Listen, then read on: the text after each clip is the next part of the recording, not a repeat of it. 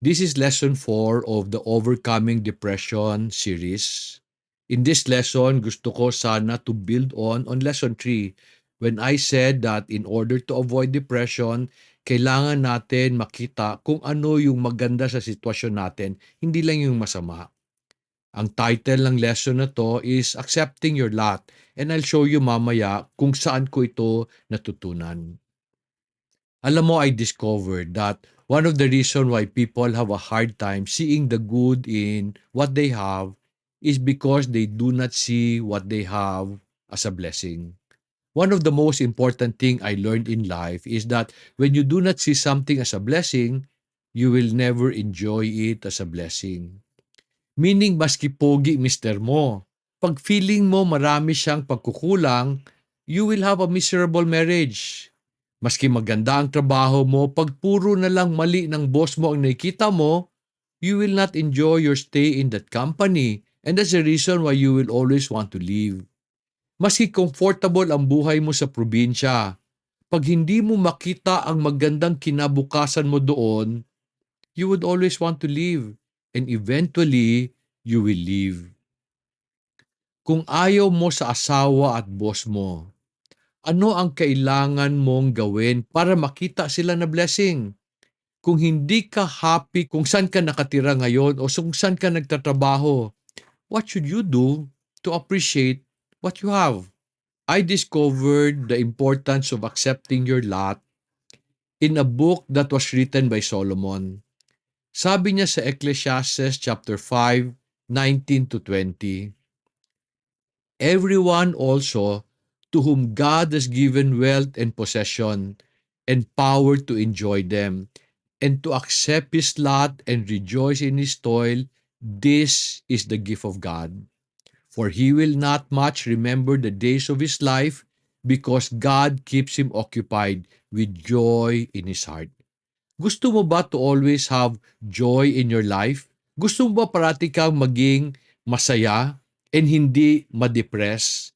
According to Ecclesiastes 5:19 to 20, the key to having a depression-free life is to first accept your lot so that later you may enjoy your toil. Sabi ng Ecclesiastes 5:19, lahat tayo bibigyan ng Panginoon ng possession at yaman. Merong iba malaki, merong iba maliit, pero bibigyan pa rin tayo para magamit natin ito to improve our lives. And ito, regalo ito ng Panginoon.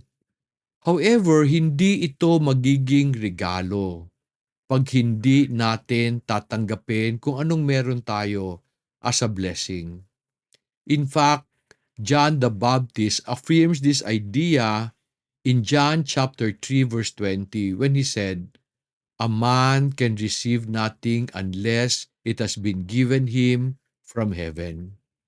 Friends, whatever you have today, wherever you are in life, blessing yan galing sa Panginoon. Blessing? Kung kay God ito, then why was I born poor? Bakit ang baba-baba ng sweldo ko? Bakit ang sungit ng mister ko o misis ko? Bakit ang sama ng ugali ng boss ko? Before I answer this wise, let me explain the meaning of a gift. Ang una kong tanong, when does a gift become a gift? A gift becomes a gift if you first accept it. Tinanggap mo. Pero, kailangan mo rin siyang gamitin for its purpose. Supposing may nagbigay ng regalo sa'yo, tas tinago mo. Is it a gift? No. Kasi hindi ka na-bless nung gift.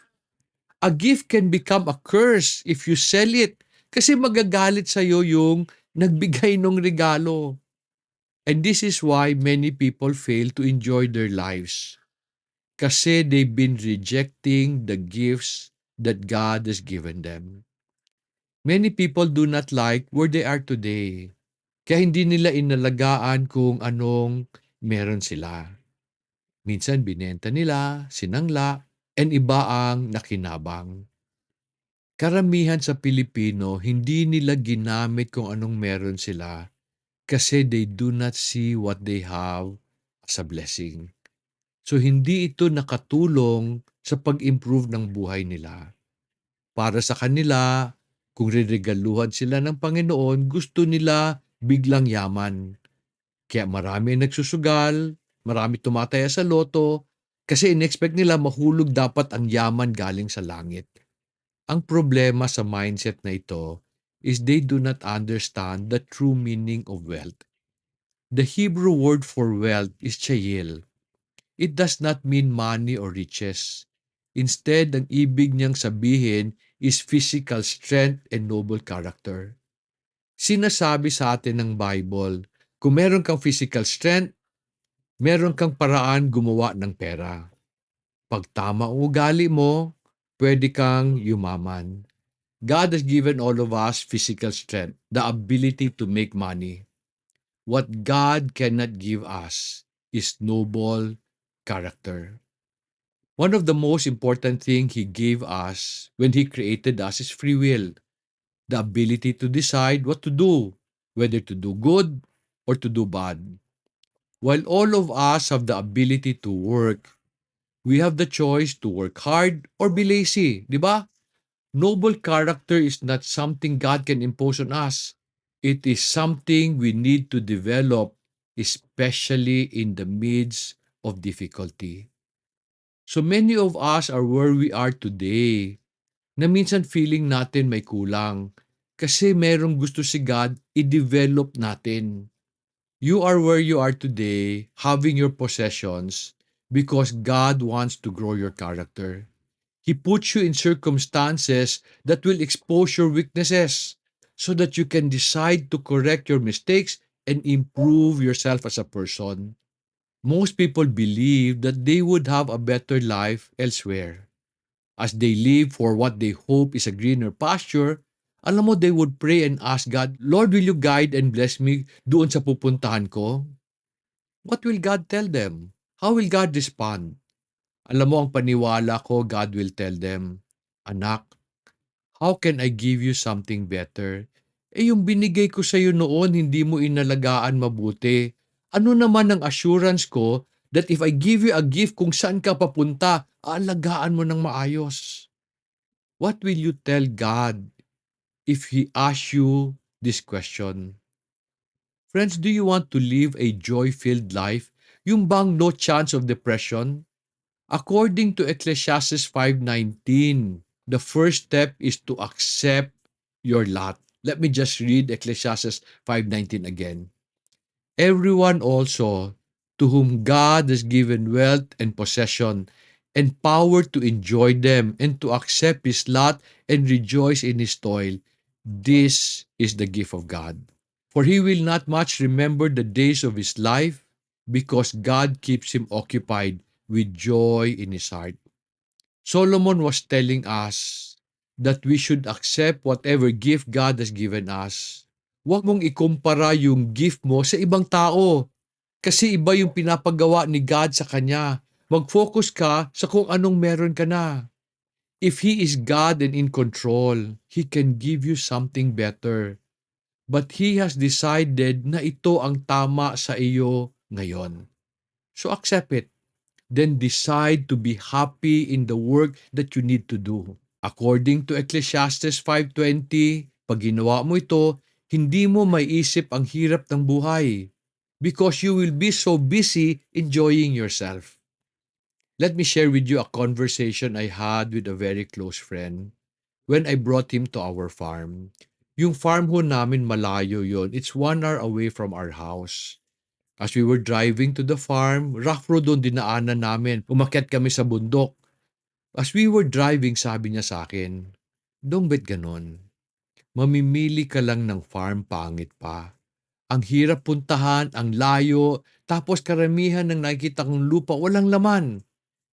As we were driving, I was explaining to him how we found the farm na hindi naman kami taga Bukidnon. And then sabi ko sa kanya, kasi pare ito lang bigay ni God sa akin eh. The only choice I have is pagyamanin siya. And as we were going inside the farm, we were entering a forest that I planted. Then he saw our high-value crops and all the livestock we were growing. And he was so impressed. Paano nagkaroon ng isang farm na ganon? sa isang lugar na hindi maganda. Kasi I accepted my lot eh. Kasi sabi ko, ito ang binigay ng Panginoon sa akin. The only choice I have is pagyamanin siya. Yumaman din naman, di ba? Alam mo ba that this idea of accepting your lot and rejoicing in your toil is something God has been teaching man since He created him? After planting a garden for Adam and Eve in Genesis chapter 2 verse 8, God told man to cultivate and keep the garden. The garden was God's gift to man. Because even though he had just created the earth, he planted a special garden just for Adam and Eve. But instead of asking Adam to just stay cool and enjoy the garden, meron siyang special command para sa kanila para never sila magutom. In Genesis 2:15 we read, Then the Lord God took the man and put him into the Garden of Eden to cultivate it and keep it. To cultivate means to toil, to slave, to work hard. It also means to improve your garden through labor. To keep naman means to protect, to preserve. But you can only do this if you accept what you have as a blessing. Otherwise, if you do not accept it as a blessing, iwanan mo siya. To accept your lot and rejoice in your toil is the same concept as to cultivate and keep. To accept your lot and rejoice in your toil leads to a joyful life. On the other hand, to cultivate and keep your garden will lead to a fruitful life, to a life of abundance. Sino ang hindi magiging joyful kung umabot ka sa isang punto na marami kang sobra, pero never ka magkakaroon ng sobra if you do not first accept your lot? Alam mo, one of the question people often ask me is, Dong, how do I know if I am where God wants me to be? They ask, am I in the right place, right job, right marriage? Ang sagot ko, if God is all powerful and in control, you are exactly where He wants you to be. And what you have is a clue to what God wants you to do. Pero on the other hand, friends, meron sa atin ang nagkamali. Nabenta na yung lupa, so wala nang babalikan. Naiwan yung trabaho na maski malaki ang sweldo, so ngayon naghahanap ka ng bago. Nakipaghiwalay ka sa asawa mo, and ngayon you're lost. What should you do, especially pag hindi mo na pwedeng balikan yung pagkakamali mo? Wala kang pera para bilhin yung lupang ibinenta mo. Besides, kung bilhin mo siya ulit, ibibenta sa iyo yun ng mas mataas na presyo. Yung dati mong trabaho, nakahanap na sila ng kapalit at ayaw ka nang tanggapin ng boss mo. What should you do pag nagkamali ka? Sabi ng Romans chapter 8 verse 28, And we know that God causes all things to work together for good to those who love God, to those who are called according to His purpose. Friends, I am learning that while God can cause all things to work together for good, He will not spare us of the consequences of our mistakes or wrong decisions kasi He wants us to learn from them. We now need to stand up where we fell. Siguro mas mahirap siya, pero I believe if you just accept your lot today and be happy in your toil, gaganda ang sitwasyon mo. Alam mo, I have this friend when I was younger and I was already working sa HP. One day he came to me, sabi niya, Dong, nakabuntis ako. Hindi yung girlfriend ko. Dong, ayaw ko tong babaeng to. Sabi niya, hindi siya yung first choice ko. Dong, ano gagawin ko? Of course, I gave him advices na hindi siguro tama, hindi pa naman ako Kristiyano noon. Pero yung kaibigan ko mabait yun. Kristiyano yon. He decided to marry the girl. Panindigan yung mali niya. I know it was very, very hard for him. Pero tinanggap niya, ito ang meron ako today. Hindi siguro ito gusto ni God para sa akin, pero He allowed it. Tinanggap niya. And today they are very happy. They have 3 children who are doing very well, very, very successful. My friend have a fruitful life today. because he accepted his lot from the Lord and was happy working hard to make his family a fruitful unit. Friends, I need you to understand that God will not give you the opportunity you want, but the opportunity you need.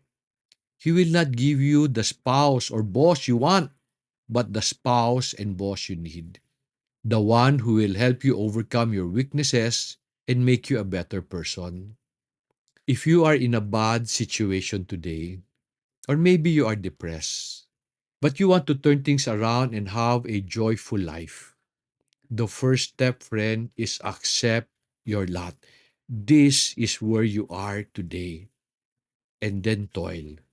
Toil to make things better. In a future session, I will teach you how you can rejoice in your toil and how you can benefit from your labor so that God can give you the life you want. Sana natulungan kita. If you are depressed, just hang on there. Tanggapin mo lang na ito talaga ang sitwasyon mo. Huwag kang maghanap ng iba. And from here, let us learn how to move forward. Kung natulungan ka ng session na ito, sana you would use this lesson to help others also. Share the lesson with other people.